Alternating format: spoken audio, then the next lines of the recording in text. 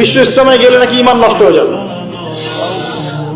তো কি বলবো, বলার মতো তো আসলে ভাষা থাকে না। আমার কাছে মনে হয় এই মানুষগুলো মানসিকভাবে অসুস্থ। আমার কাছে মানসিকভাবে সুস্থ কোনো মানুষ এ ধরনের কোনো মন্তব্য করতে পারে এটা আমার বিশ্বাস হয়।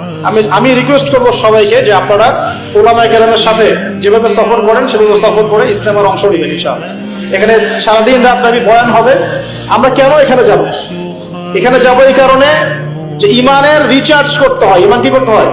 রিচার্জ করতে হয়। যদি আজকে সারাদিনে আমি কোরআনের এক পারা না পড়তাম, 20টা পৃষ্ঠা হাদিস না পড়তাম, একটা ইসলামিক বই না পড়তাম, আজকে হয়তো আমার ইমানটা একটু কম থাকতো। যখন পড়াশোনা করবেন ইমানটা একটু বাড়বে, ফজিলতের কথা জানবেন, আমল করতে আগ্রহ জন্মাবে, গুনার কথা শুনবেন, পাপ থেকে বেঁচে থাকার আগ্রহ জন্মাবে। আলেমকে দেখবেন যে হ্যাঁ মাশাআল্লাহ তিনি কত সুন্দর করে ওযু করেন, কত সুন্দর করে নামাজ পড়েন, দেখলে আপনি শিখতে পারবেন। যখন দেখবেন একটা আধ্যাত্মিক পরিবেশ, সবাই আমল করছে, আপনার আমল করতে ইচ্ছা করবে। এভাবেই তো আস্তে আস্তে মানুষ পবিত্রতা অর্জন করে, পরিশুদ্ধতা অর্জন করে। একা একা কি করতে পারে? অতএব এই ঐক্যবদ্ধ যে মিলনায়তন দিনের ক্ষেত্রে, এই মিলনায়তন গুলোর ক্ষেত্রে আমাদের সবাইকে অংশগ্রহণ করার চেষ্টা করতে হবে। আল্লাহ তৌফিক এনায়েত করুন।